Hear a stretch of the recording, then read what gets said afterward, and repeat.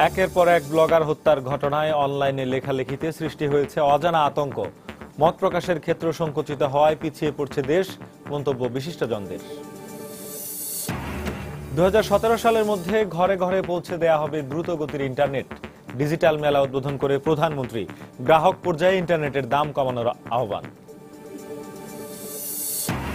জল ও যানজট সহ নানা সমস্যায় অসহনীয় রাজধানীবাসীর জীবন, জাদুকরী কোনো পরিবর্তন আনা সম্ভব নয়, জানালেন মেয়র আনিসুল হক। দেশে প্রথমবারের মতো তৈরি হচ্ছে আন্তর্জাতিক মানের যুদ্ধ জাহাজ, থাকবে সাবমেরিন শনাক্তের ব্যবস্থা, কমবে বিদেশ নির্ভরশীলতা। এবং শুভ জন্মাষ্টমী উপলক্ষে রাজধানী সহ দেশের বিভিন্ন স্থানে বর্ণাঢ্য র্যালি, শ্রীকৃষ্ণের জন্মতিথিতে মন্দিরে মন্দিরে পূজা অর্চনা।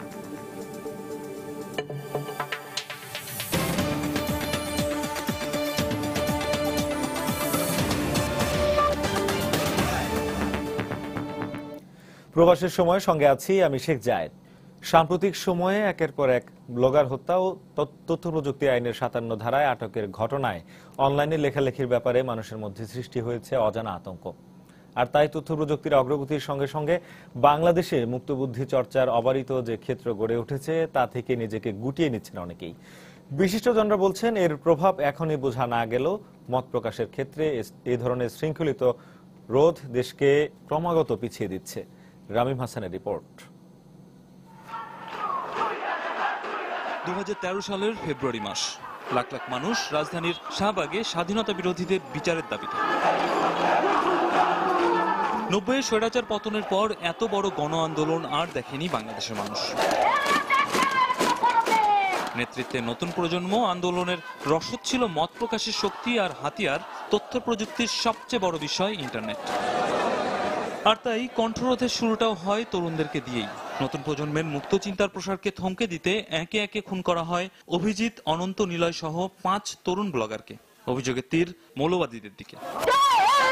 অভিজিৎ, নিলয়দের মতো গণজাগরণের আরেক সক্রিয় কর্মী শাম্মী হক নিয়মিত লেখালেখি করেন ফেসবুক ও ব্লগে। এসব ঘটনার কারণে তিনিও দিন পার করছেন প্রাণনাশের আশঙ্কায়। সম্প্রতি অপরিচিত 2 যুবক এক সন্ধ্যায় দীর্ঘক্ষণ অনুসরণ করে তার গতিবিধি। এরকম এক অনিশ্চয়তার মধ্যে শেষমেশ নিরাপত্তার জন্য থানায় জিডি করতে বাধ্য হয়েছেন তিনি। আগেও একরকম ঘরবন্দি ছিলাম, ভয় লাগতো, কিন্তু এটা ভাবতে পারতাম না যে আমি কোথাও যেতে পারবো না, ইয়ে করতে পারবো না। কিন্তু এখন তো পুরোটাই পুলিশের নিরাপত্তা হাবিজাবি এগুলোর কারণে এখন আমি চাইলেও আসলে সব জায়গা মানে কোথাও কোনো রিলেটিভের বাসা গেলে আমার পুলিশকে নক করে যেতে হবে। এটা আসলে একটা স্বাধীন নাগরিক হিসেবে, একটা সাধারণ নাগরিকের জীবন এটা হতে পারে না, এটা খুবই অস্বস্তিকর। আর মুক্তমনাদের উপর এসব হামলা ও হুমকির প্রভাবটা সরাসরি পড়ছে তরুণ প্রজন্মের চিন্তাধারার উপর। লিখতে গেলে আসলে অনেক সময় মনে হয় যে হ্যাঁ, আশঙ্কা কাজ করে যে আমার ক্ষেত্রেও এরকম হবে কিনা। কোনো একটা শব্দ চয়ন করি তখন আমার মাথায় একটা চিন্তা চলে আসে যে আসলে কি এই শব্দটা কারোর উপর কোনো প্রভাব ফেলবে। বিশ্লেষকরা বলছেন ব্লগারদের উপর একটি মহলের নিয়মিত হামলার ঘটনা তো রয়েছেই, এর উপর যুক্ত হয়েছে অনলাইনে লেখালেখির কারণে আইসিটি অ্যাক্টের 57 ধারায় আটকের ঘটনা, যা মত প্রকাশের ক্ষেত্রগুলোকে সংকুচিত করে ফেলছে ক্রমাগত। আগে শৃঙ্খলিত বোধটা থাকতো লেখকদের মধ্যে কিংবা রাজনৈতিক নেতাদের মধ্যে। এখনকার একটা ব্যাপার হচ্ছে যেটা ফেসবুকে আসার কারণে এটা ব্যাপক সংখ্যক মানুষের এই শৃঙ্খলিত বোধটা আসছে। একটা সমাজ যদি এরকম আতঙ্কের মধ্যে থাকে তাহলে সেই সমাজে তো সৃজনশীলতা, গণতান্ত্রিক আবহাওয়া, ভাবধারা কিছুই হওয়া সম্ভব না। সব মিলিয়ে বাংলাদেশে মুক্ত চিন্তা চর্চাকারীদের জন্য এক উভয় সংকটময় পরিস্থিতি। এর ফলে ইন্টারনেটের অগ্রগতির মধ্য দিয়ে নতুন প্রজন্মের মধ্যে স্বাধীন চিন্তার যেই চারণভূমি তৈরি হচ্ছিল তা বাধাগ্রস্ত হচ্ছে অনেকখানি। পর্যবেক্ষকরা বলছেন এই পরিস্থিতি চলমান থাকলে তা বাংলাদেশের চলমান যে অগ্রগতি ধারা তাকে বাধাগ্রস্ত করতে পারে অনেকভাবেই। রামিম হাসান, সময় সংবাদ, ঢাকা। 2017 সালের মধ্যে ঘরে ঘরে দ্রুতগতির ইন্টারনেট পৌঁছে দেওয়ার প্রতিশ্রুতি দিলেন প্রধানমন্ত্রী শেখ হাসিনা। শনিবার বিকেলে গণভবনে উপজেলা ডিজিটাল মেলা ও ইন্টারনেট সপ্তাহ 2015-এর উদ্বোধনী অনুষ্ঠানে বক্তব্য রাখেন তিনি। এ সময় ইন্টারনেটের সহজলভ্যতার মাধ্যমে দেশের কৃষকরা লাভবান হচ্ছেন উল্লেখ করে প্রধানমন্ত্রী আরো বলেন, ইউনিয়ন পর্যায়ে ডিজিটাল সেন্টারের মাধ্যমে অনেকের কর্মসংস্থান হয়েছে। প্রযুক্তির প্রসারের পাশাপাশি ইন্টারনেটের যথেচ্ছ ব্যবহার রোধ করতে ডিজিটাল নিরাপত্তা আইন প্রণয়ন করা হচ্ছে বলেও জানান প্রধানমন্ত্রী।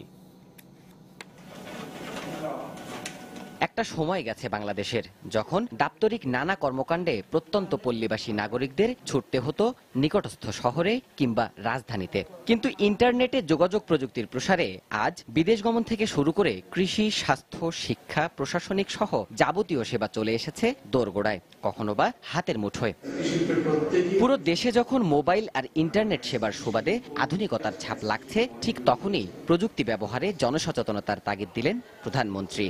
উদ্বোধন করলেন উপজেলা ডিজিটাল মেলা ও ইন্টারনেট সপ্তাহের। এবং দেশে প্রথমবারের মতো আয়োজিত উপজেলা ডিজিটাল মেলা ও ইন্টারনেট সপ্তাহ 2015-এর শুভ উদ্বোধন ঘোষণা করলাম। গণভবনে আয়োজিত অনুষ্ঠানে প্রধানমন্ত্রী 2017 সালের মধ্যে প্রতিটি ইউনিয়নে দ্রুতগতির ইন্টারনেট পৌঁছে দেওয়ার প্রত্যয় ব্যক্ত করেন। সেই সাথে বলেন, বিএনপি জামাত তথ্য পাচারের ভয়ে দেশকে সাবমেরিন কেবলের সঙ্গে যুক্ত করেনি। আমরা মনে করি যে 2017 সালের মধ্যে আমাদের 4500 ইউনিয়নে এই দ্রুতগতি ইন্টারনেট সংযোগ এটা আমরা করতে সক্ষম হব। দুর্ভাগ্য, বাংলাদেশে সাবমেরিন কেবলের সংযোগটা পেয়েছিল বিনা পয়সায়। তখন যারা সরকারে ছিলেন তারা ওটা নেন নাই, কারণ তাদের যুক্তি ছিল যে এই সংযোগটা করলে নাকি বাংলাদেশের তথ্য সব পাচার হয়ে যাবে। এছাড়াও গুরুত্বপূর্ণ এই যোগাযোগ মাধ্যমটির যথেচ্ছ ব্যবহার রোধ করার আহ্বান জানিয়ে প্রধানমন্ত্রী জানালেন, ইন্টারনেটের মাধ্যমে সামাজিক অবক্ষয় রোধে ডিজিটাল নিরাপত্তা আইন প্রণয়ন করতে যাচ্ছে সরকার। প্রযুক্তির ব্যবহারের মাধ্যমে মানুষের জীবনযাত্রা যেমন সহজ হয়, আবার এর কিছু খারাপ দিকও আছে। ডিজিটাল ব্যবহারের নিরাপত্তাটা একান্তভাবে দরকার। কাজে ডিজিটাল নিরাপত্তা আইনটা আমরা করতে যাচ্ছি।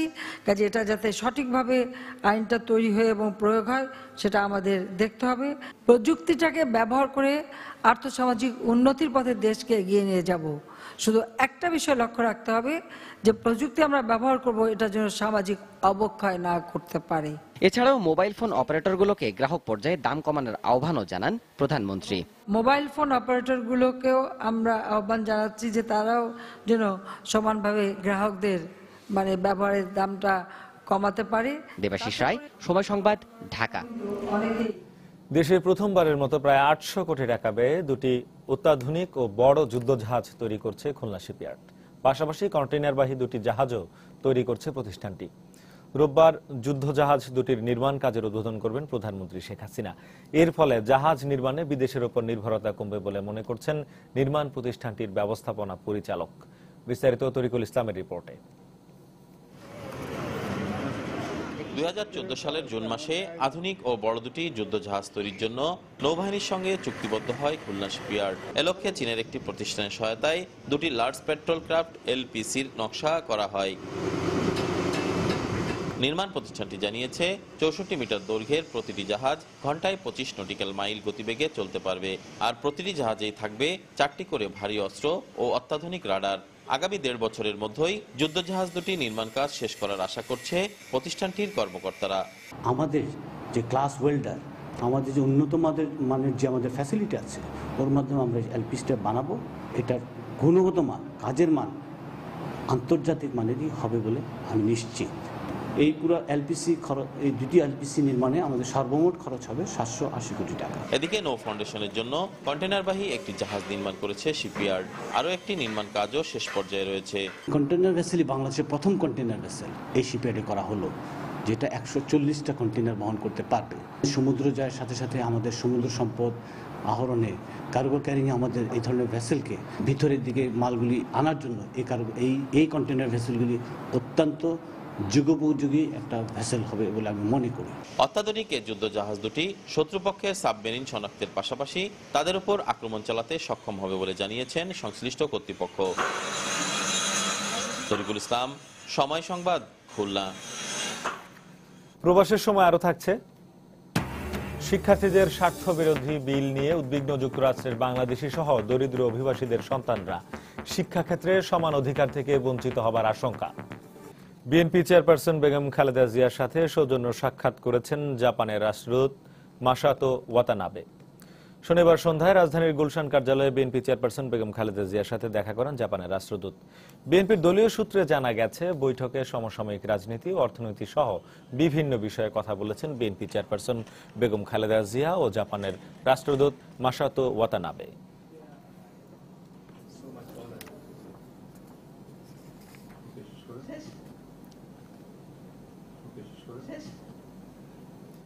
দেশব্যাপী মন্দিরে মন্দিরে পূজা অর্চনা, কীর্তন, নামযজ্ঞ ও বর্ণাঢ্য শোভাযাত্রার মধ্য দিয়ে শনিবার হিন্দু সম্প্রদায়ের আরাধ্য ভগবান শ্রীকৃষ্ণের আবির্ভাব তিথি শুভ জন্মাষ্টমী উদযাপন করা হয়।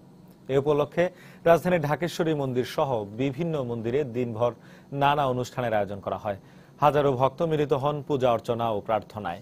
বিকেলে ঢাকেশ্বরী মন্দির প্রাঙ্গণ থেকে বের হয় ঐতিহাসিক বর্ণাঢ্য শোভাযাত্রা। জনপ্রশাসন মন্ত্রী সৈয়দ আশরাফুল ইসলাম ও ঢাকা দক্ষিণ সিটি কর্পোরেশনের মেয়র সাইদ খোকন প্রদীপ জ্বালিয়ে শোভাযাত্রার উদ্বোধন করেন। শোভাযাত্রাটি দোয়েল চত্বর, জাতীয় প্রেস ক্লাব, গুলিস্তান হয়ে সদরঘাটের বাহাদুর শাহ পার্কে গিয়ে শেষ হয়। শোভাযাত্রায় রাজধানীর বিভিন্ন এলাকা থেকে হাজার হাজার নারী পুরুষ নানা সাজে সজ্জিত হয়ে অংশ নেন। সনাতন ধর্মাবলম্বীদের মতে পৃথিবীতে দুষ্টের দমনের পাশাপাশি সত্য, ন্যায় আর সজ্জনদের রক্ষায় প্রায় ৫,০০০ বছর আগে ভগবান শ্রীকৃষ্ণ এমন এক অষ্টমী তিথিতে পৃথিবীতে আবির্ভূত হয়েছিলেন। এই আবির্ভাব তিথিকে ভক্তরা প্রতি বছর শুভ জন্মাষ্টমী হিসেবে পালন করে থাকেন। এই বাংলাদেশ হিন্দুর, এই বাংলাদেশ মুসলমানের, এই বাংলাদেশ খ্রিস্টানের এবং সকল নাগরিকের ধর্মীয় বিভাজন করে লুটপাট করবেন, বাড়ি দখল করবেন, সম্পত্তি দখল করবেন, এটা শেখ হাসিনার রাজনীতি না। ব্যবসা বাণিজ্য দখল করেছে, এটা কিন্তু এই স্বাধীন দেশে চলতে দিতে পারি না। এই কাজে যারা লিপ্ত তাদেরকে কিন্তু কোনো ছাড় দেওয়া হবে না। যারা কাপুরুষ সংখ্যালঘুর উপর আক্রমণ করে তাদের বাংলাদেশের মাটিতে কোনো স্থায়ী হবে না। এদিকে বিপুল উৎসাহ, উদ্দীপনা এবং আনন্দঘন পরিবেশে দেশের বিভিন্ন স্থানে শ্রীকৃষ্ণের জন্মাষ্টমী মহোৎসব 2015 পালন করা হয়। আমাদের ব্যুরো প্রতিবেদক ও জেলা প্রতিনিধিদের পাঠানো তথ্য ছবি নিয়ে ডেস্ক রিপোর্ট। ময়মনসিংহের দুর্গাবাড়ি কালী মন্দির থেকে শুরু হয় জন্মাষ্টমীর বর্ণাঢ্য শোভাযাত্রা।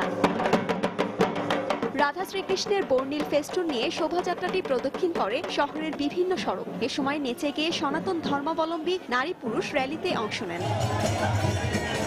ব্রাহ্মণবাড়িয়ায় পূজা উদযাপন পরিষদের উদ্যোগে শহরের কেন্দ্রীয় মন্দির আনন্দময়ী কালীবাড়ি প্রাঙ্গণ থেকে একটি বর্ণাঢ্য র্যালি বের করা হয়। বিভিন্ন সড়ক ঘুরে র্যালিটি আবারও কালীবাড়ি মন্দিরে গিয়ে শেষ হয়। যখনই কোনো ধর্মের গ্লানি হয়, অধর্মের প্রাদুর্ভাব হয়, দুষ্টদেরকে দমনের জন্য, সাধুদেরকে পরিত্রাণের জন্য উনি বারবার ধরায় আসেন। ফেনী শহরের শহীদ মিনার ও ট্রাঙ্ক রোডের শ্রী শ্রী কালী মন্দির থেকে দুটি বর্ণাঢ্য র্যালি বের করা হয়। এছাড়া শহরে 54টি ছাড়াও জেলার 138টি পূজা মণ্ডপে পূজা অর্চনা, হরিনাম কীর্তন ও নাম যজ্ঞের আয়োজন করা হয়। মন্দির ছাড়াও ভক্তরা উপবাস করে জন্মাষ্টমীতে ভগবান শ্রীকৃষ্ণের আরাধনা করেন। সিলেটে জন্মাষ্টমী উদযাপন পরিষদের উদ্যোগে মির্জাজাঙ্গাল পয়েন্ট থেকে একটি শোভাযাত্রা বের করা হয়। এতে নারী পুরুষ সহ বিভিন্ন বয়সের সনাতন ধর্মাবলম্বীরা অংশ নেন। সকল ধর্মের মানুষ যাতে এই দেশে এবং বিশ্বে বসবাস করতে পারে এবং সবাই যেন শান্তিতে বিরাজ করতে পারে, ভগবান শ্রীকৃষ্ণ সেটাই আমাদেরকে শিক্ষা দিয়েছেন। ঈশ্বরের নামে আমাদের যে মনোবাসনা সব যেন ঈশ্বরে পূর্ণ করে। জন্মাষ্টমী উপলক্ষে চট্টগ্রামের আন্দরকিল্লা চত্বর থেকে ঐতিহ্যবাহী বর্ণাঢ্য শোভাযাত্রা বের করা হয়। র্যালি শুরুতেই শান্তির পায়রা উড়িয়ে কয়েকশো ট্রাক ও লরি নিয়ে লক্ষাধিক সনাতন ধর্মাবলম্বী এই শোভাযাত্রায় অংশ নেন।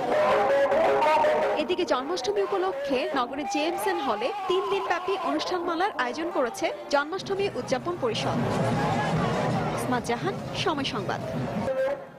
শুভ জন্মাষ্টমী উপলক্ষে সনাতন ধর্মাবলম্বী নেতাদের সঙ্গে শুভেচ্ছা বিনিময় করেছেন রাষ্ট্রপতি মোহাম্মদ আব্দুল হামিদ।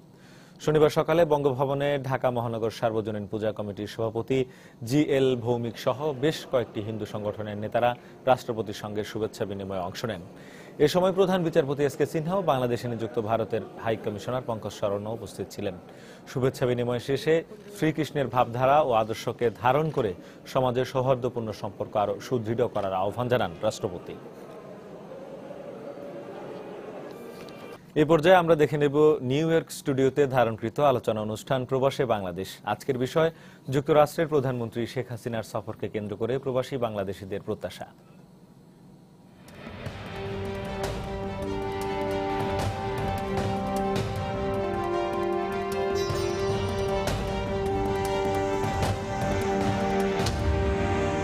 দর্শক, প্রবাসে বাংলাদেশ অনুষ্ঠানে সময় নিউ ইয়র্ক স্টুডিওতে আপনাদেরকে স্বাগত জানাচ্ছি। আমি শিহাবুদ্দিন কিসলু। আজকে আমাদের সাথে অনুষ্ঠানে আলোচনার জন্য উপস্থিত আছেন যুক্তরাষ্ট্রে বাংলাদেশিদের সবচেয়ে বড় সংগঠন বাংলাদেশ সোসাইটির সভাপতি আজমান হোসেন কুনু। আজমান হোসেন কুনু, আমাদের স্টুডিওতে আসার জন্য আপনাকে অনেক ধন্যবাদ। আপনাকেও ধন্যবাদ আমার পক্ষ থেকে এবং আমার বাংলাদেশ সোসাইটির পক্ষ থেকে আজকে আমাকে এখানে আমন্ত্রণ করার জন্য। দর্শক, আজকে আমাদের আলোচনার বিষয় প্রধানমন্ত্রী শেখ হাসিনার যুক্তরাষ্ট্র সফর। আজমান হোসেন কুনু, আপনি বাংলাদেশিদের সর্ববৃহৎ সংগঠন বাংলাদেশ সোসাইটির নেতৃত্ব দিচ্ছেন। প্রবাসে বাংলাদেশিরা কেমন আছে? বাংলাদেশিরা বিভিন্ন ভাবে ভালোই আছেন, কিন্তু কিছু কিছু সমস্যা তো রয়েছে।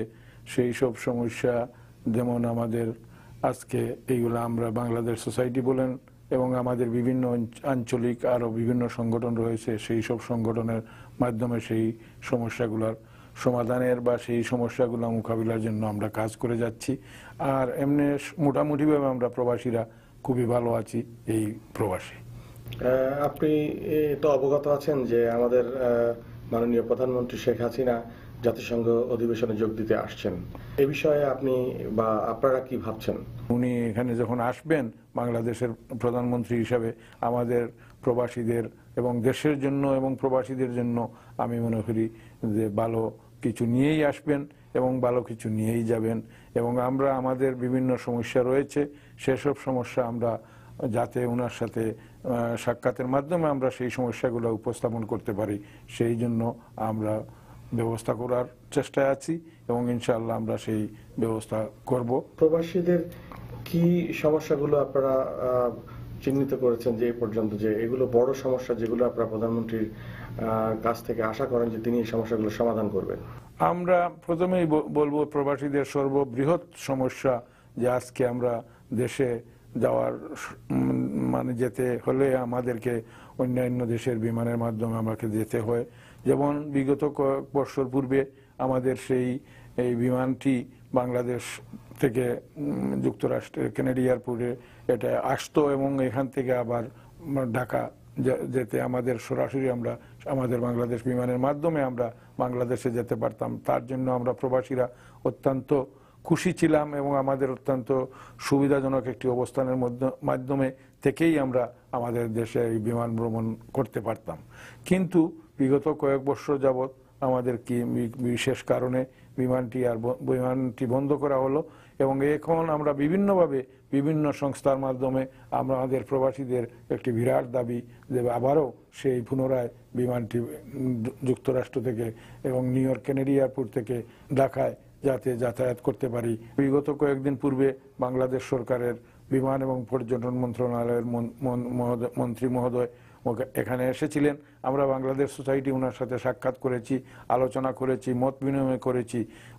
ওনাকে আমরা দাবি জানিয়েছি আমাদের বিমান পুনরায় চালু করার জন্য। উনি আমাদেরকে আশ্বাস দিয়ে গেছেন এবং বলছেন যে প্রধানমন্ত্রী সেপ্টেম্বরে আসতেছেন মাননীয় প্রধানমন্ত্রী, তখন উনি যখন আসবেন তখন আপনারা আপনাদের দাবিটি আবার উত্থাপন করবেন এবং আমি সেই কাজটি করে যাব আমার প্ল্যাটফর্ম থেকে এবং আপনারা প্রধানমন্ত্রীকে এটা বললে আরো ভালো হবে। এবং প্রধানমন্ত্রী তো এটা চাচ্ছে এবং বিগত দিনেও তিনি গত সেপ্টেম্বর মাসে যখন আসছিলেন গত বছরের, উনি তখনই এটার আশ্বাস দিয়ে গিয়েছিলেন যে ইনশাল্লাহ বিমান চালু হবে আবার পুনরায়। তাই আমরা এইবারও ওনার কাছে সেই দাবিটুকু আমরা প্রবাসীরা করব। আর কি কি সমস্যা আপনারা ভাবছেন যে আপনারা তুলে ধরবেন প্রধানমন্ত্রীর সামনে? বিমান ছাড়াও আমাদের কয়েকটি বড় দাবি রয়েছে। যেমন আমরা বাংলাদেশের স্থিতিশীল অবস্থা চাই, বাংলাদেশের নিরাপত্তা। আমরা যখন প্রবাস থেকে দেশে যাব আমরা প্রবাসীরা যাতে আমরা দেশে গিয়ে আমরা আমাদের নিরাপত্তাহীনতায় না ভুগি, আমরা আমাদের পূর্ণ নিরাপত্তা এবং বিমানের এয়ারপোর্টের যেসব সমস্যা দেখা দেয় সেই সব সমস্যার একটা নিশ্চয়তা প্রদানের জন্য আমরা প্রধানমন্ত্রীর কাছে আমাদের দাবি। অনেক কমেছে, এখন তো অনেকেই খুশি যে এখন আর বিমানবন্দরে আগের মতো হয়রানি হতে হয় না প্রবাসীদেরকে। হ্যাঁ, আমারও দাবি, আমরা এটাতে অত্যন্ত সন্তুষ্ট। তারপরেও আরো উন্নত মানের যাতে মানে করতে পারেন সেই জন্য আমরা ওনার কাছে দাবি জানাবো। এবং শুধু সেটা নয়, অনেক প্রবাসীরা দেশে গিয়ে অনেক সময় বিভিন্নভাবে লাঞ্ছিত হয়েছেন। যেমন তার উদাহরণ যে আপনারা জানেন বিগত কয়েকদিন পূর্বে আমাদের ব্রঞ্জের একজন প্রবাসী, উনি দেশে ওনার বাসায় ওনাকে হত্যা করা হয়েছে। এই হত্যার বিচার চাই এবং এভাবে যাতে প্রবাসীরা কোনো ধরনের এই ন্যাক্কারজনক অবস্থার মধ্যে না পড়ে ওনার জন্য ওনার কাছে আমরা আমাদের দাবি থাকবে যাতে আমরা প্রবাসীরা এতদিন পর দেশে গেলে যাতে আমরা নিরাপত্তাহীনতায় না ভুগি এবং আমরা একটা সুষ্ঠুভাবে এবং সুন্দরভাবে আমরা দেশে আমরা কাটিয়ে আসতে পারি, সেই লক্ষ্যে ওনাকে কাজ করার জন্য অনুরোধ জানাবো। এবং পাশাপাশি আমার একটি অনুরোধ থাকবে, ওনারা বলেন আমাদের দেশের নেতা নেত্রীরা আসলে ওনারা সবসময় বলেন আমরা বিগত দিনে এই রাশেদ খান মেনন সাহেবের বিমানমন্ত্রী এবং পর্যটন মন্ত্রীর কাছে দাবি ছিল আমাদের যে আমাদেরকে বলে আমরা বাংলাদেশের প্রত্যেকটি প্রবাসী আমরা বাংলাদেশের একজন রাষ্ট্রদূত হিসাবে কাজ করে যাচ্ছি। তা আমার অনুরোধ থাকবে, এখানে অনেক রাষ্ট্রদূতের জন্য বসার জায়গা থাকার জায়গা সবকিছুই করে থাকেন বাংলাদেশ সরকার। তা আমার অনুরোধ থাকবে, আমাদের অনুরোধ থাকবে আজকে মাননীয় প্রধানমন্ত্রীর কাছে যে আমরা প্রবাসীরা যাতে আমাদের যাদেরকে বলা হয় যে যাদের রেমিডেন্সের মাধ্যমে দেশের অনেক উন্নয়ন হয়েছে, দেশ অনেক অগ্রগতির দিকে চলে যাচ্ছে, আমাদের আবেদন থাকবে ওনার কাছে আমরা প্রবাসীরা যাতে আমাদের কৃষ্টি এবং কালচারকে তুলে ধরতে পারি এই প্রবাসে এবং ধরে রাখতে পারি। এই জন্য আমাদের এই প্রজন্মকে আমরা আমাদের কৃষ্টি এবং কালচারের তাদেরকে শিখিয়ে দিতে পারি, তাদের কাছে পৌঁছে দিতে পারি। সেই জন্য আমাদের সেই লক্ষ্যে আমাদের প্রবাসীদের জন্য একটি কমিউনিটি সেন্টারের ব্যবস্থা করা। উনি আমরা বিমান এবং পর্যটন মন্ত্রীর কাছে দাবি করেছিলাম, উনি বলেছেন যে প্রধানমন্ত্রীর কাছে আপনারা বলবেন, প্রধানমন্ত্রী আপনি নিজেও ছিলেন সেখানে, প্রধানমন্ত্রী আপনার যদি এই দাবি মেনে নেয় আমি এটা করে দিতে পর্যটন মন্ত্রণালয়ের মাধ্যমে আমার জন্য কোনো ধরনের অসুবিধা হবে না। তাই আমাদের এই দাবি থাকবে প্রধানমন্ত্রীর কাছে জোরালোভাবে যাতে আমাদের জন্য এই প্রবাসের মানুষের জন্য এই প্রবাসীদের জন্য একটি কমিউনিটি সেন্টার যাতে উনি স্থাপন করে দেন, সেই লক্ষ্যে আমরা ওনার কাছে আমাদের দাবি জানাবো।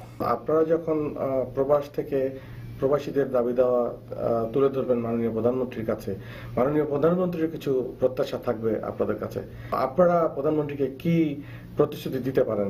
আমরা দেশের জন্য প্রবাসীরা অনেক কিছুই বিগত দিন করেছি এবং এখনো করছি এবং আগামী দিনও করব। আমরা প্রবাসীদের জন্য আমরা যদি স্থিতিশীল অবস্থার সৃষ্টি করতে পারেন দেশে, আমরা প্রবাসীরা দেশে যাব এবং আমরা দেশে আমাদের রেভিডেন্স আমরা পাঠাবো এবং আমরা দেশে বিভিন্নভাবে ইন্ডাস্ট্রিয়াল ভাবে হোক আর বিভিন্ন খাতে প্রবাসীরা ইনভেস্টমেন্ট করবে এবং এটা আমি বাংলাদেশের মনে করি আমাদের দেশ, আমাদের বাংলাদেশের উন্নয়নের জন্য আমরা প্রবাসীরা বিভিন্নভাবে সাহায্য সহযোগিতা করতে আমরা দৃঢ় প্রতিজ্ঞ। আপনাকে অনেক ধন্যবাদ আজকে আমাদের সাথে সময় দেওয়ার জন্য এবং আমরা আশা করি যে আমরা আবারও আপনাকে পাবো আমাদের সাথে। ধন্যবাদ আপনাকেও আমার পক্ষ থেকে এবং বাংলাদেশ সোসাইটির পক্ষ থেকে। দর্শক, আজকের মতো এখানেই বিদায় নিচ্ছি, আবারও দেখা হবে অন্য কোনো নতুন অতিথির সাথে। সে পর্যন্ত সুস্থ থাকুন, ভালো থাকুন।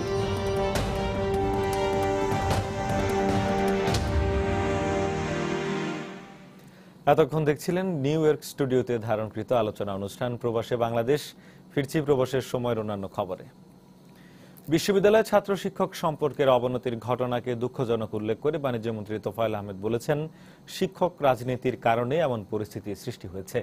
শনিবার সকালে ঢাকা বিশ্ববিদ্যালয়ে একটি গবেষণার সারসংক্ষেপের মোড়ক উন্মোচন অনুষ্ঠানে বাণিজ্যমন্ত্রী আরো বলেন, আগে যোগ্যরাই শিক্ষক হিসেবে নিয়োগ পেতেন, বর্তমানে শিক্ষক রাজনীতির কারণে এই সুযোগ সংকুচিত হয়ে পড়েছে। সবচেয়ে বড় ছিল শিক্ষক ছাত্র সম্পর্ক। আমি আপনাদের কাছে ক্ষমা চেয়ে বলি, সেই দিনটি হারিয়ে গেছে। তারা আমার এই স্যারেরা কোনোদিন রাজনীতি করতো না। আর তখন বিশ্ববিদ্যালয়ে নীল দল সাদা দল এগুলো ছিল না। পলিটিক্স যখন শুরু হয়েছে বিশ্ববিদ্যালয়ে, তখন ফার্স্ট ক্লাস না পাওয়া টিচারও টিচার হয়েছে। কিন্তু আগে তদবির করে শিক্ষক হওয়া এ তো কোনো চিন্তার মধ্যেই ছিল। বিএনপির স্থায়ী কমিটির সদস্য লেফটেন্যান্ট জেনারেল অবসরপ্রাপ্ত মাহবুবুর রহমান বলেছেন, জনপ্রিয়তা নেই বলেই নির্বাচন দিতে ভয় পাচ্ছে সরকার। শনিবার সকালে নারায়ণগঞ্জ মহানগর বিএনপির পক্ষ থেকে জিয়াউর রহমানের সমাধিতে ফুল দিয়ে শ্রদ্ধা জানানোর পর তিনি একথা বলেন। এ সময় তিনি বলেন, দেশে গণতন্ত্র ফিরিয়ে আনতে জনগণকে সঙ্গে নিয়ে বিএনপি বৃহৎ আন্দোলন গড়ে তুলবে। নির্বাচন তো গণতন্ত্রের একটা অত্যন্ত গুরুত্বপূর্ণ একটা অধ্যায়। নির্বাচন হতেই হবে এবং সেই নির্বাচন নিশ্চয়ই অবাধ, সুষ্ঠু, নিরপেক্ষ হতে হবে। 5ই জানুয়ারির নির্বাচন অত্যন্ত প্রশ্নবিদ্ধ, এটা কোনোভাবেই স্বতঃসিদ্ধ হয়নি। আমাদের যে মুক্তিযুদ্ধ তার মূল কথা ছিল গণতন্ত্র, সে গণতন্ত্রকে পুনরুদ্ধার করতে হবে। আমি মনে করি সার্বিকভাবে নিশ্চয়ই আজকে সরকার জনপ্রিয় সরকার নয়। যদি তাই হতো তাহলে সরকারই এগিয়ে আসতো, এখন ইলেকশন করো, তা তো এগিয়ে আসতেছে না। তো এগুলো বাস্তবতা, আমি মনে করি এগুলো যৌক্তিকে বটে। রাজধানীর উত্তরখানে বাক প্রতিবন্ধী এক তরুণীকে ধর্ষণের অভিযোগ উঠেছে। এই ঘটনায় অভিযুক্ত একজনকে আটক করা হয়েছে। পুলিশ জানায়, বাক প্রতিবন্ধী ওই তরুণী গত রাতে পাশের একটি বাসায় টেলিভিশন দেখতে যায়। টেলিভিশন দেখে ফেরার সময় ফয়সাল হোসেন নামের এলাকার এক যুবক তার গতিরোধ করে শারীরিক নির্যাতন চালায়। এই ঘটনায় শনিবার সকালে তরুণীর পরিবার উত্তরখান থানায় অভিযোগ করলে পুলিশ ফয়সালকে গ্রেপ্তার করে। নির্যাতিতা ওই তরুণীকে ঢাকা মেডিকেল কলেজ হাসপাতালে ভর্তি করা হয়েছে। অ্যারেস্ট করে আনার পরে ওই নানা একটা অভিযোগ দিয়েছে, অভিযোগের প্রেক্ষিতে মামলা নাম্বার 5 তারিখ আজকে আর আন্ডার সেকশন 9-1 ধর্ষণের অপরাধে তার নামে মামলা নেওয়া হয়েছে। বর্তমানে সে জেল মানে থানা হাজতে আছে, আর মেয়েটাকে আমরা ঢাকা মেডিকেল কলেজে নিয়ে আসছি। এবারে প্রবাসের কিছু খবর। যুক্তরাষ্ট্রের নিউ ইয়র্কে সরকার শিক্ষা প্রতিষ্ঠান বিরোধী বিল এ স্বাক্ষর করেছে ভোটপ্রুফ সংখ্যাগরিষ্ঠ কাউন্সিল সদস্যরা। দরিদ্র শিক্ষার্থীদের স্বার্থবিরোধী বিলটি আইনে পরিণত হলে বাংলাদেশি সহ দরিদ্র অভিবাসীদের সন্তানেরা শিক্ষাক্ষেত্রে সমান অধিকার থেকে বঞ্চিত হবে। তবে শেষ ভরসা হিসেবে স্বয়ং city council speaker Melissa Mark Viverito এবং শিক্ষা বিষয়ক কমিটির চেয়ারম্যান ড্যানিয়েল ড্রম বিলটি আইনে পরিণত হওয়া ঠেকাতে লড়াই চালাচ্ছেন। নিউ ইয়র্ক প্রতিনিধি শিহাবুদ্দিন কিসলুর তথ্য ও ছবি নিয়ে ডেস্ক রিপোর্ট। সরকারি স্কুলগুলোকে টিকিয়ে রাখতে নিউ ইয়র্ক সিটি হলে বিক্ষোভ কর্মসূচির আয়োজন করে juice for racial and economic justice এবং দেশিজ রাইজং আপ অ্যান্ড মুভিং ড্রাম। শিক্ষক ও শিক্ষার্থীদের সংগঠন সহ 25টি নাগরিক অধিকার সংগঠন যোগ দেয় এই বিক্ষোভে। এতে যোগ দিয়ে সরকারি শিক্ষা প্রতিষ্ঠান বিরোধী বিলকে বৈষম্যমূলক বলে আখ্যা দেয় বাংলাদেশি শিক্ষার্থীরা। এটা রিডিকুলাস যে এতগুলো সিটি কাউন্সিল মেম্বার এই বিলকে সাপোর্ট করবে। এই বিল যেটা আমাদের থেকে টাকা নিয়ে যাবে আর দিবে প্রাইভেট স্কুল যেখানে already student tuition $40,000 a year। যদি একটা স্টুডেন্ট $40,000 a year পে করতে পারে স্কুলে যাইতে, ওদের আবার আমাদের টাকা লাগবে কি কারণে? সো আমরা এই জন্য আসি যে সিটি কাউন্সিল মেম্বারদেরকে বলতে যে এই বিল পাস হওয়া উচিত না। আমি এই বিলকে সমর্থন করি না, কারণ এটি পাশ হলে সরকারি স্কুলগুলোর টাকা প্রাইভেট স্কুলে নিয়ে যাওয়া হবে, যা আমাদের জন্য ক্ষতি বয়ে আনবে। নিউ ইয়র্ক রাজ্যের কর্তৃপক্ষ সরকারি স্কুলগুলোর কাছে $23 লাখ দেনা রয়েছে। এরপরও এসব শিক্ষা প্রতিষ্ঠানে বরাদ্দের অর্থ ধনীদের স্বার্থে ব্যবহারের উদ্যোগ নেওয়া হয়েছে বলে অভিযোগ করেন নগর সংসদের শিক্ষা বিষয়ক কমিটির চেয়ারম্যান ও বাঙালি অধ্যুষিত জ্যাকসন হাইটসের কাউন্সিলম্যান ড্যানিয়েল ড্রম। শিক্ষার মান উন্নয়নে সরকারি শিক্ষা প্রতিষ্ঠানগুলোতে শিক্ষক নিয়োগ সহ আরো অনেক বিষয়ের তদারকি বাড়ানো দরকার, কিন্তু কর্তৃপক্ষ সে পদক্ষেপ তো নিচ্ছেই না, বরং সরকারি প্রতিষ্ঠানের বরাদ্দ কমিয়ে প্রাইভেট প্রতিষ্ঠানে বরাদ্দ বাড়ানোর চিন্তা করছে। দক্ষিণ এশীয়দের সংগঠন ড্রামের সংগঠক ফৌজিয়া কাজী জানালেন, বিলটি রুখতে শেষ পর্যন্ত লড়াই চালিয়ে যাবেন তারা। যেসব সিটি কাউন্সিল মেম্বার সাইন করছে, আমাদের মেম্বাররা সেই সব ডিস্ট্রিক্টে বসবাস করে, তাদেরকে নিয়ে আমরা তাদের সাথে দেখা করব, তাদের এলাকাতে পিটিশন করব, পাবলিককে দিয়া ফোন কল করাবো যাতে করে তারা সাইন অফ করে। বিকজ তাদের কোনো অধিকার নাই আমাদের বাজেট আরেকজনকে দিয়ে দেওয়ার। এগুলো আমাদের বাজেটের, এগুলো হলো আমাদের ট্যাক্সের পয়সা, এটা তাদের পয়সা না যে তারা এরকম করে ডিসিশন নেবে প্রাইভেট স্কুলকে দেওয়ার জন্য। সরকারি স্কুলের বরাদ্দ কেটে প্রাইভেট স্কুলের নিরাপত্তা কাজে ব্যয়ের একটি গণবিরোধী বিলে সম্প্রতি 51 সদস্যের নিউ ইয়র্ক সিটি কাউন্সিলের 44 জন জনপ্রতিনিধি স্বাক্ষর করেন। এরপরই বিলটি নিয়ে বিভিন্ন মহলে শুরু হয় সমালোচনার ঝড়। সময় সংবাদ, নিউ ইয়র্ক, যুক্তরাষ্ট্র। বাংলাদেশে গার্মেন্টস সেক্টরে শ্রমিকদের জীবনমান উন্নয়নে যুক্তরাষ্ট্রের কোম্পানিগুলোর জবাবদিহিতা নিশ্চিতে কাজ করার অঙ্গীকার করেছেন যুক্তরাষ্ট্রের হাউস ফরেন রিলেশন কমিটির সদস্য Congress women grace Meng. New ইয়র্কে ফোবানা সম্মেলনের উদ্বোধন অনুষ্ঠানে বিশেষ অতিথির বক্তব্যে তিনি অঙ্গীকার করেন। প্রধান অতিথি হিসেবে সম্মেলনের উদ্বোধন করেন ডক্টর কালীপদ চৌধুরী। বিশেষ অতিথি হিসেবে অনুষ্ঠানে বক্তব্য রাখেন জাতিসংঘে নিযুক্ত বাংলাদেশের রাষ্ট্রদূত doctor A K. Abdul Momen. কুইন্সবরো president Melinda কার্জ, সম্মেলনের গ্র্যান্ড স্পন্সর উৎসব.com এর প্রধান রায়হান জামান, সাংবাদিক শ্যামল দত্ত, সাংবাদিক নঈম নিজাম প্রমুখ। নিউ ইয়র্কে কলেজে এই সম্মেলন চলবে 3 দিন।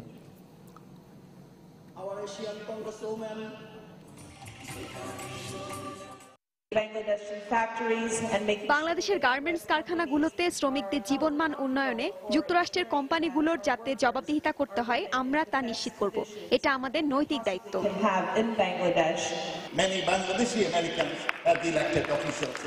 আমি চাই এদেশে বাংলাদেশিরা এসে আরো উন্নতি করুক। এছাড়া আশা করি আমরা সকলে মিলে মুক্ত, সুন্দর ও শান্তিপূর্ণ পৃথিবী গড়ে তুলতে পারবো।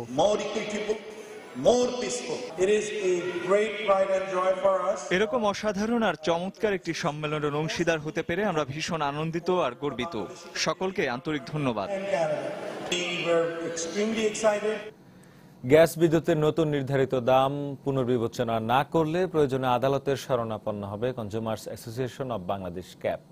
শনিবার সকালে ঢাকা রিপোর্টার্স ইউনিটিতে গ্যাস বিদ্যুতের দাম বাড়ানোর প্রতিবাদে আয়োজিত সংবাদ সম্মেলনে কথা বলেন সংগঠনটির উপদেষ্টা ডক্টর শামসুল আলম। শুনানির 90 দিনের মধ্যে সমন্বয় না করে হঠাৎ দাম বাড়ানোর সিদ্ধান্ত বেআইনি উল্লেখ করে তিনি বলেন, জ্বালানি তেলের দাম না কমিয়ে বিদ্যুতের দাম বাড়ানো অযৌক্তিক। বিদ্যুৎ ও গ্যাসের দাম বৃদ্ধির আদেশ বিআরসি আইনের সাথে সামঞ্জস্যহীন হওয়ায় ন্যায় বিচারের স্বার্থে আদেশ বাতিল করতে হবে। দাম বৃদ্ধির প্রস্তাবের উপর নতুনভাবে গণশুনানি হতে হবে। সেই গণশুনানির ভিত্তিতে নতুনভাবে আদেশ হবে। সে আদেশে জ্বালানি তেলের দর পতন অবশ্যই বিদ্যুৎ উৎপাদন ব্যয়ে সমন্বয় হতে হবে। সরকারকে জানালাম, দেশবাসীকে জানালাম, আমরা যদি সেই প্রতিকার না পাই আইনি প্রতিকারের জন্য সর্বোচ্চ আদালতে শরণাপন্ন হব। জলাবদ্ধতা, বর্জ্য ব্যবস্থাপনার অভাব, যানজট সহ বিভিন্ন সমস্যা অসহনীয় করে তুলেছে রাজধানীবাসীর জীবন। এসব সমস্যার জাদুকরী কোনো পরিবর্তন আনা সম্ভব নয়, তবে সমন্বিত উদ্যোগে সমাধানে সিটি কর্পোরেশন কাজ করে যাচ্ছে বলে জানিয়েছেন ঢাকা উত্তর সিটি কর্পোরেশনের মেয়র আনিসুল হক। সকালে ঢাকা রিপোর্টার্স ইউনিটিতে মিট দ্য রিপোর্টার্স অনুষ্ঠানে বক্তব্য রাখেন তিনি। ঢাকা মহানগরীর এমন সব সমস্যায় জনগণের অভিযোগের তীর বরাবরের মতো নগরপিতাদের প্রতি। দীর্ঘদিন অপেক্ষার পর নতুন নির্বাচিত নগরপিতা পায় রাজধানীবাসী। ঢাকা উত্তরের মেয়র আনিসুল হক শনিবার সকালে ঢাকা রিপোর্টার্স ইউনিটি মিলনায়তনে মুখোমুখি হন সাংবাদিকদের। নগরবাসীর জীবন দুর্বিষহ করে তোলা সমস্যাগুলোর সমাধান প্রশ্নে আনিসুল হক জানালেন, রাতারাতি জাদুকরি কোনো সমাধান নেই তার কাছে। আলাউদ্দিনের চেরাগের মতো কোনো সলিউশন নেই যে মেয়রকে পেটে খেয়ে ফেললে তাহলে এগুলো সলিউশন হয়ে যাবে। অথরিটি না থাকার পরে আমি প্রত্যেকটি অর্গানাইজেশনের উপরে প্রেসার ক্রিয়েট করছি, যাচ্ছি, তাদের সহযোগিতা চাচ্ছি। অনুষ্ঠানে সাম্প্রতিক জলাবদ্ধতার প্রধান কারণ হিসেবে দায়ী করলেন অবৈধ খাল দখলকে, তবে আশ্বাস দিলেন খাল পুনরুদ্ধারে তৎপর রয়েছেন তিনি। খাল পুনরুদ্ধার করার এবং খাল খনন করার মালিক এককভাবে ওয়াসা। আমার 1200 কিলোমিটার পাইপের মধ্যে 600 কিলোমিটার পাইপ শুধু লোকজনের বর্জ্য আর কনস্ট্রাকশনের বর্জ্য দিয়ে পড়ছে। দোকানের সামনে খালের উপরে স্ল্যাব করে ফেলে এই পানি কি করে যাবে? সমন্বিত ফোকাস বেস পুশ প্রয়োজন। যানজট নিরসনে বাস টার্মিনাল নির্মাণ এবং অবৈধ বাজার উচ্ছেদের উদ্যোগ নেওয়া হচ্ছে বলে জানান আনিসুল হক। মোয়াখালীর টার্মিনাল করতে হবে, আমিনবাজারের টার্মিনাল করতে হবে, ট্রাককে শহর থেকে ছিড়িয়ে নিয়ে যেতে হবে। একটা টার্মিনাল জায়গা পেলেও 4 বছর লাগবে তৈরি করতে। বসবাসযোগ্য একটি নগরী গড়ে তুলতে সরকারের দায়িত্বশীল সংস্থার সমন্বিত উদ্যোগের উপরে জোর দেন উত্তরের নগরপিতা। শাতিলা শারমিন, সময় সংবাদ, ঢাকা। দেশের বাইরের খবর। অভিবাসীবাহী প্রথম বাসটি জার্মানির মিউনিখে পৌঁছে গেলেও অস্ট্রিয়া সীমান্ত থেকে এখনো অনেক অভিবাসী সেখানে পৌঁছানোর অপেক্ষায় রয়েছেন। অস্ট্রিয়া সরকার তাদের আশ্রয় দিতে রাজি হলেও বেশিরভাগ অভিবাসী চাচ্ছেন জার্মানি যেতে। শনিবার মধ্যরাতে অস্ট্রিয়া সীমান্তে অভিবাসীদের জন্য চালু হওয়া বিশেষ বাস সার্ভিসের জন্য অনেক মানুষকে অপেক্ষা করতে দেখা যায়। এ সময় জার্মানি জার্মানি স্লোগান দিচ্ছিলেন অনেকে। আশ্রয় দিতে রাজি হওয়ায় জার্মান চ্যান্সেলর অ্যাঙ্গেলা ম্যার্কেলকে ধন্যবাদ জানান তারা। এর আগে অভিবাসীদের প্রথম বাসটি পৌঁছানোর পর ফুল মিষ্টি দিয়ে তাদের উষ্ণ অভ্যর্থনা জানান মিউনিখবাসী। কাঙ্ক্ষিত স্থানে পৌঁছতে পেরে অনেকেই সন্তুষ্টির কথা জানিয়েছেন গণমাধ্যমকে। এই বিপুল সংখ্যক অভিবাসীর দেশে প্রবেশ সম্পর্কে জার্মান চ্যান্সেলর অ্যাঙ্গেলা মার্কেল ইতিবাচক মনোভাবই প্রকাশ করেছেন। বাড়তি কর বা বাজেটের ঝক্কি ঝামেলা ছাড়াই জার্মানি এই অভিবাসীদের স্বাচ্ছন্দ্যে আশ্রয় দিতে পারবেন বলে জানিয়েছে। এদিকে জার্মানি এবং অস্ট্রিয়া সরকারের ঘোষণার পর বিপজ্জনকভাবে তুরস্ক থেকে বহু আশ্রয় প্রার্থী রওনা হয়েছেন বলে জানিয়েছে বার্তা সংস্থা আল জাজিরা।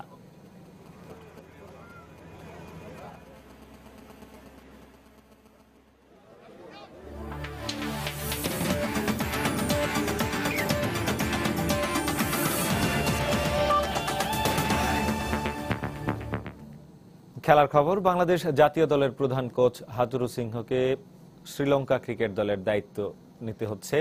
বিশ্ব গণমাধ্যমের এমন খবর উড়িয়ে দিলেন বিসিবির পরিচালক ও জাতীয় দলের ম্যানেজার খালেদ মাহমুদ সুজন। তিনি আরো জানান, হাতুরু টাইগারদের দায়িত্বে থাকবেন না এমন কোনো কথা আনুষ্ঠানিকভাবে বোর্ডকে জানাননি এই লঙ্কান।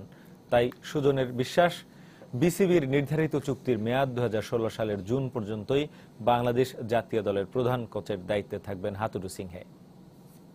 চান্দিকা ডেফিনেটলি এরকম কিছু আমাদেরকে জানা হয়নি, আমরাও এরকম বোর্ড থেকে কিছু বলা হয়নি এবং প্রত্যেকটা কন্ট্রাক্টের জন্য এসছে এবং আমি মনে করি যে বাংলাদেশ টিমের সাথে কাজ করে যথেষ্ট এনজয় করে এবং চ্যালেঞ্জ সবসময় যে পছন্দ করে। আমি যতটুকু তাকে কাছ থেকে দেখেছি, আমি মনে করি যে এই যে আমাদের এই দলটাকে এত নিয়ে আসার পিছনে অবশ্যই তার অবদান অনস্বীকার্য। সুতরাং এই দলটাকে আরও উপরে যেতে চায় এই দলটাকে নিয়ে। সুতরাং এই একটা অবস্থা থেকে সরে দাঁড়াবে কি না এটা একটা কথা। এই টিমটাকে নিয়ে আমার মনে হয় সে অনেক স্বপ্ন দেখছে সামনে যাওয়ার। সুতরাং এই মাঝপথ থেকে এই স্বপ্ন দেখে আমার মনে হয় সরে যাওয়ার মতো মানুষ সে না। প্রবাসের সময় পর্যায়ে শীর্ষ সংবাদ জানিয়ে দিচ্ছে আরেকবার। একের পর এক ব্লগার হত্যার ঘটনায় অনলাইনে লেখালেখিতে সৃষ্টি হয়েছে অজানা আতঙ্ক। মত প্রকাশের ক্ষেত্র সংকুচিত হওয়ায় পিছিয়ে পড়ছে দেশ, মন্তব্য বিশিষ্টজনদের। 2017 সালের মধ্যে ঘরে ঘরে পৌঁছে দেয়া হবে দ্রুতগতির ইন্টারনেট। ডিজিটাল মেলা উদ্বোধন করে প্রধানমন্ত্রী গ্রাহক পর্যায়ে ইন্টারনেটের দাম কমানোর আহ্বান। জল ও যানজট সহ নানা সমস্যায় অসহনীয় রাজধানীবাসীর জীবন, জাদুকরী কোনো পরিবর্তন আনা সম্ভব নয়, জানালেন মেয়র আনিসুল হক। দেশের প্রথমবারের মতো তৈরি হচ্ছে আন্তর্জাতিক মানের যুদ্ধ জাহাজ, থাকবে সাবমেরিন শনাক্তের ব্যবস্থা, কমবে বিদেশ নির্ভরশীলতা। এবং শুভ জন্মাষ্টমী উপলক্ষে রাজধানীর সহ দেশের বিভিন্ন স্থানে বর্ণাঢ্য র্যালি, শ্রীকৃষ্ণের জন্মতিথিতে মন্দিরে মন্দিরে পূজা অর্চনা। এই ছিল প্রবাসের সময়। যে কোনো খবর পেতে ভিজিট করুন সময়নিউজ.টিভি। যে কোনো রবি ও সিটিসেল নম্বর থেকে সময় সংবাদের খবর, অনুষ্ঠান সূচি জানতে এবং যে কোনো তথ্য সময় সংবাদকে জানাতে ডায়াল করুন 16242 নম্বরে। এছাড়া এই মাত্র পাওয়া খবর মোবাইলে পেতে SMS করুন *SPACE IN লিখে পাঠিয়ে দিন 16242 নম্বরে। সঙ্গে থাকুন সময়।